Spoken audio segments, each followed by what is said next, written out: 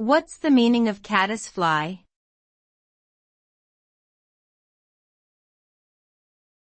Caddisfly.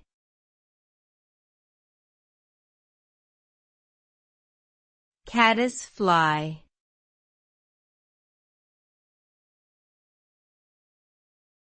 Caddisfly.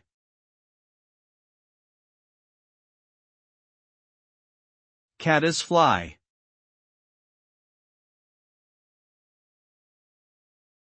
The caddisfly is a type of aquatic insect that can be found in freshwater habitats like streams, rivers, and lakes.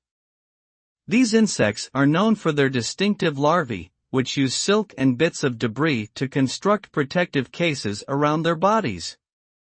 The cases can take on a variety of shapes and sizes, depending on the materials available in the environment. When fully developed, caddisfly larvae emerge from their cases as winged adults and mate before laying eggs in the water. Overall, caddisflies play an important role in freshwater ecosystems and serve as a food source for fish and other aquatic animals.